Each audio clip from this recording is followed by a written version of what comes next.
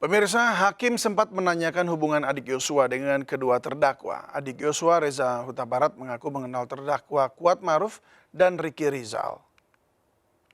Reza Rizky, saudara sudah kenal lama dengan dua terdakwa ini? Untuk Kuat Maruf baru 2 kali pernah ketemu. Dua kali ketemu di mana? Awal pertama ketemu itu waktu awal di Jakarta 2020 yang mulia. Ya. Itu yang mengundang abang Yosua untuk datang ke Jalan Bangka. Di situ pertama kali ketemu. Dia pada waktu itu dikenalkan saudara sebagai apa dia? Untuk Bang Yos bilang ini kerja di sama bapak juga, cuma bilang gitu aja. Oh, cuman begitu saja. Ya. Dari perjumpaan pertama dia dengan saudara dengan dia, ada bagaimana kesan saudara terhadap terdakwa ini? Biasa aja awalnya. Biasa saja. Terus yang kedua? Pertemuan kedua sewaktu itu 2022 sepulang dari piket saya mampir ke Saguling. Kalau tidak salah itu mau menjelang Lebaran. Menjelang Lebaran. Ya, menjelang Lebaran saya bertemu dengan Om Kuat ini saat Om Kuat ini mau ngambil bingkisan dari rumah Saguling. Siapa? Kuat ini ya? Kuat. Oke. Yang setahu saudara, setiap kali saudara sering ke Saguling, Kuat ini tugasnya apa? Untuk selama saya pindah ke daerah dekat Saguling, saya tidak pernah lihat Kuat sewaktu itu. Tapi pernah nggak nanya, kok nggak pernah ya saya lihat Kuat sebagai apa sih di sini? Nggak pernah nanya juga. Nggak pernah. Terus bagaimana dengan terdakwa Rizky? Tak hanya mengenal terdakwa Ricky Rizal, adik Brigadir Yosua Huta Barat, Bribda Mahareza Rizky mengatakan dia tidak bisa menghubungi istri Verdi Sambo, Putri Chandrawati, seusai peristiwa penembakan Yosua. Tidak hanya itu, seluruh ajudan serta pekerja di rumah Sambo juga kompak memblokir nomor handphonenya. Setelah pemakaman itu, ada saudara mendengar bahwa ada pelaku lain di luar dari Richard? Ada, dari berita-berita. Oh, dari berita. Iya, dari berita. Tidak ada dari, kan Anda ini seorang polisi ini. Ya, dari internet kami tidak ada. Tidak ada? Tidak ada. Dari teman-teman yang lain tidak ada? Tidak ada. Tidak berusaha untuk menghubungi siapa-siapa? Pernah sempat berusaha nelpon, tapi nomor saya diblok. Nomormu diblok? Diblok semua. Siapa yang saudara ingin hubungi terus diblok? Saya nelpon yang ada nomor sama saya. Waktu itu Damson ngeblok saya, Bang Matius sempat ngeblok saya, terus tuh Bang Romer ngeblok saya, Bang Dalin ngeblok saya. Saya juga minta nomor Bang Ricky sama ada namanya Dedi. Saya cek, ternyata tidak aktif lagi, saya diblok juga. Terus tuh sama asisten yang lain juga saya diblok. Oh, diblok. Sama Ibu Putri juga saya sempat ngecek Ibu Putri waktu tanggal berapa saya lupa, saya bilang, "Selamat siang Ibu, mohon izin." Ternyata sudah diblok juga. Diblok juga. Diblok juga. Apakah semua orang-orang yang Anda sebutkan tadi itu adalah bagian dari atau teman-temannya si almarhum? Ya, yang kerja di sana semua. Yang kerja di Tempat Ibu PC. Ibu PC semua ya? Sementara itu terdakwa Ricky Rizal membantah dirinya memblokir nomor keluarga Brigadir Yosua. Di akhir sidang, Ricky juga menyampaikan permohonan maafnya kepada kedua orang tua Yosua. Untuk keterangan dari adik dari Brigadir Yosua, Mas Reza, bahwa menyatakan saya yang terlebih dahulu bekerja dengan Bapak FS, saya ralat yang mulia untuk saya mulai bergabung dengan Bapak FS di bulan Februari 2021. Sedangkan Joshua setahu saya sejak 2019. Untuk bulannya saya tidak terlalu mengetahui. Terus untuk disampaikan bahwa Mas Reza pernah menghubungi saya tidak pernah mempunyai nomor Mas Reza dan saya juga tidak pernah mengeblok nomor dari Mas Reza. Tadi saudara Reza tidak pernah menyatakan menghubungi saudara. Siap, tetapi menghubungi ajudan-ajudan yang lain. Gitu, Gitu ya, termasuk ya?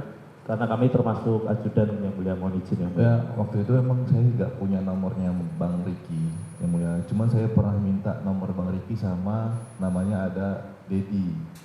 Cuman saat saya minta nomor Bang Riki, saya hubungin itu tidak bisa masuk telepon saya dan chat saya tidak masuk juga. Oke. Apa yang mau disampaikan, sampaikan saja. Siap. Mohon izin yang mulia, terima kasih.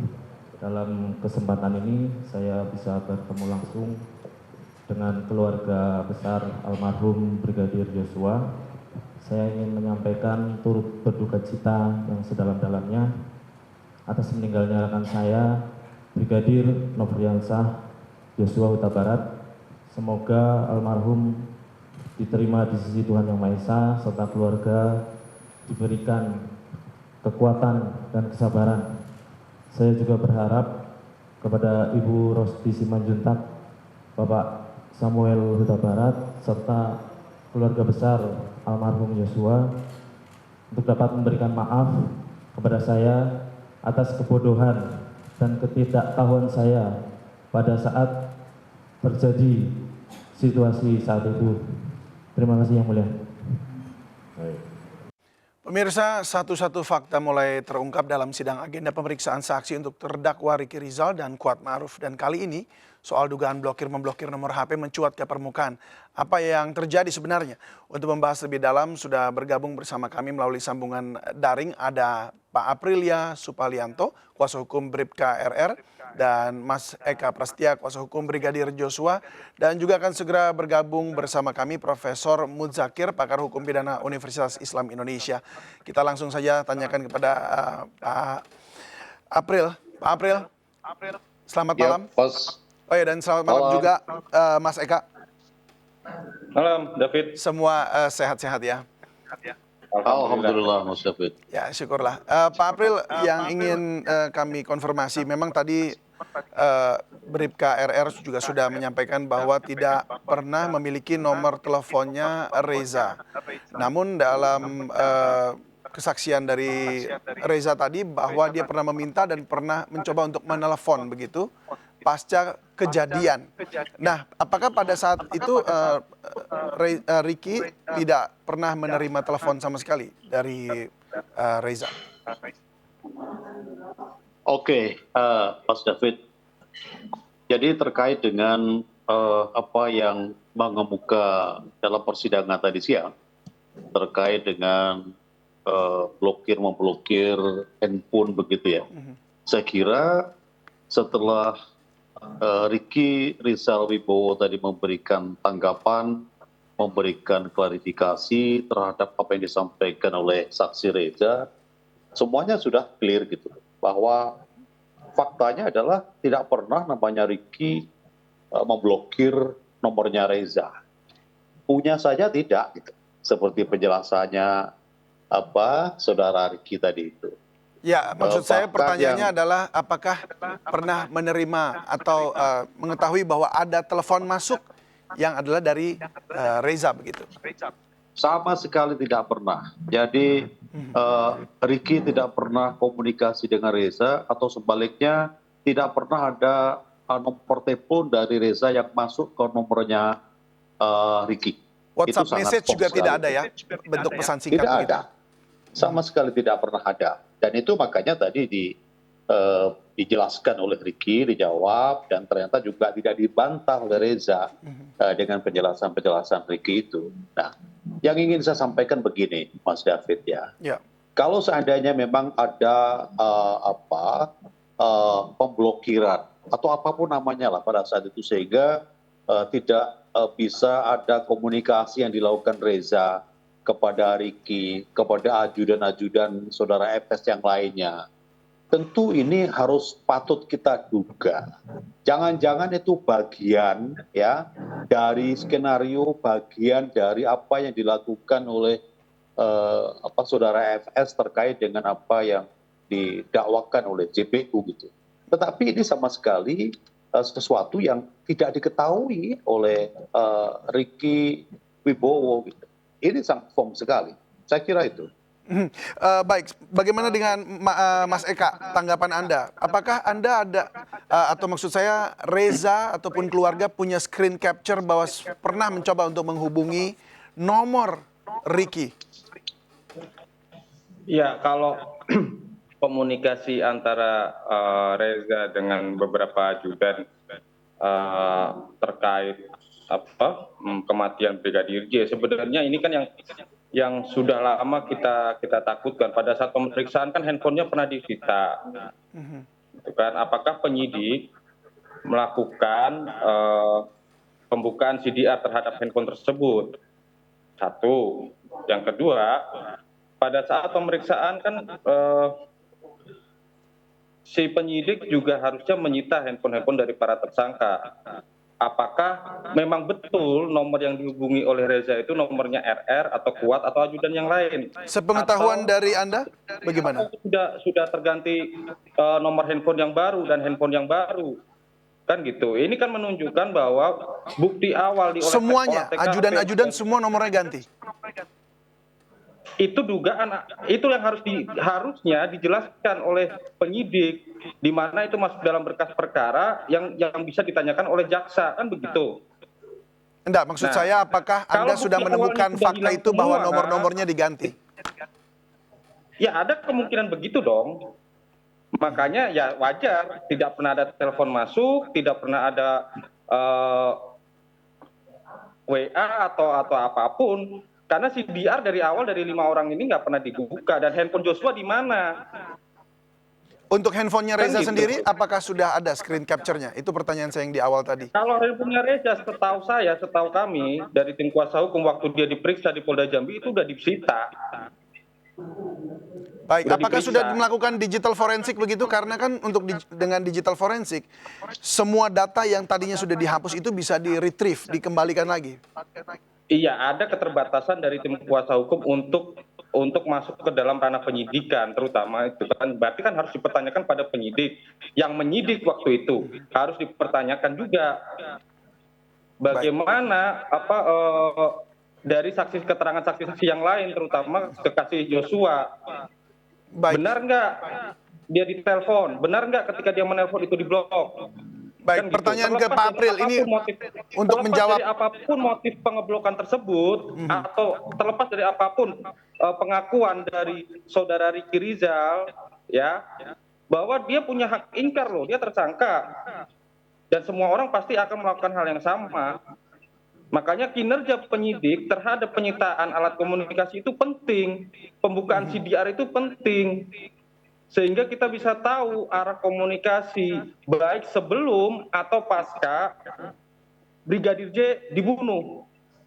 Baik, kita ke Pak April lagi. Pak April, tadi dikatakan bahwa nomor telepon diduga sudah diganti semua. Apa betul memang Ricky nomornya sekarang sudah berbeda dari yang sebelumnya? Baik, kalau kami concern kepada fakta-fakta yang terungkap di dalam pemeriksaan ya, di dalam BAP. Kemudian tadi siang di dalam pemeriksaan terhadap saudara Reza, saya kira cukup leluasa, cukup longgar diberikan oleh majelis hakim perihal apa yang saat ini kita bicarakan. Blokir memblokir, kemudian tentang ada nomor baru. Saya kira tadi Reza sama sekali ya tidak pernah membantah satu ya bahwa Ricky tidak memiliki nomor Reza. Bahkan Reza mendapatkan nomor HP Ricky ya itu dari orang lain, bukan dari Ricky. Ya, bukan dari Ricky, dari orang lain dia dapatkan itu. Ya. Nah, kemudian apakah ada penggantian nomor HP? Nomor ya? HP baru sekarang, ya. Ya, faktanya itu sama sekali tidak ada. Artinya sekarang Kami dalam nomor yang posisi- lama ini masih dipegang oleh Ricky. Ya, sejauh ini kan setelah peristiwa terjadi kan itu katanya kan disita. Artinya sama sekali selain nomor yang selama ini dipakai oleh saudara Ricky tidak ada nomor lain. Jadi Tentu sekarang kami disita dalam- ini ya, Pak April ya? Ya. Saat ini sedang disita Kalau kami, nomornya. ya disita. Kalau kami, Ricky itu dalam posisi sangat siap untuk dibuka seluas-luasa, seterang-terangnya perihal ini, gitu. Ya, Baik. Ricky dalam posisi untuk bisa mendukung mengungkap ini semuanya. Baik, Pak Ya. April. Ini yang jadi komitmen kami. Ya, oke, baik. Pak April dan juga Mas Eka sudah bergabung bersama kita, yaitu Profesor Muzakir, pakar hukum pidana Universitas Islam Indonesia. Selamat malam, Pak Prof. malam. Muzakir. Selamat malam. Selamat malam, Prof. Selamat malam. Ya, Halo. sehat, Prof, ya. Bisa dengar saya dengan jelas, ya? Alhamdulillah. Baik, Alhamdulillah. Prof, di sini sudah ada Mas Eka Prasetya, kuasa hukum keluarga Brigadir J, dan juga Pak Aprilia Supalianto, kuasa hukum dari Bribka Ricky. Saya ingin menanyakan kepada Prof. Muzakir, tadi kita sempat berbicara mengenai nomor telepon yang dikatakan oleh Reza saat kesaksiannya bahwa nomornya dia diblokir. Artinya dia mencoba menghubungi sejumlah ajudan, namun kemudian diblokir oleh semuanya, bahkan Ibu PC juga diblokir. Dan kemudian ini menjadi seperti muncul pertanyaan akhirnya kan, apakah benar demikian, lalu kemudian tadi sudah dibantah oleh Ricky-nya langsung, lalu kemudian kuasa hukum dari Ricky juga mengatakan bahwa nomornya saat ini juga masih disita.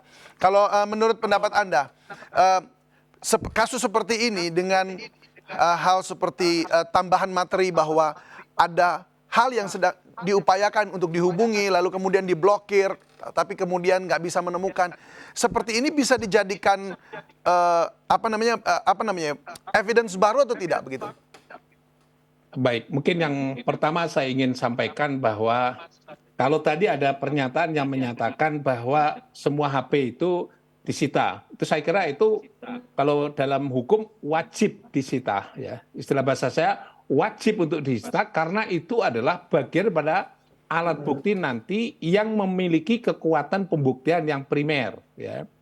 Karena dokumen-dokumen terakhir ketika sebut saja itu korban Yosua ini itu juga menjadi penting karena disitulah siapa yang pernah menghubungi yang bersangkutan dan materi konten apa sesuai hubungan antara dengan pihak-pihak yang terkait dengan proses pembunuhan ini.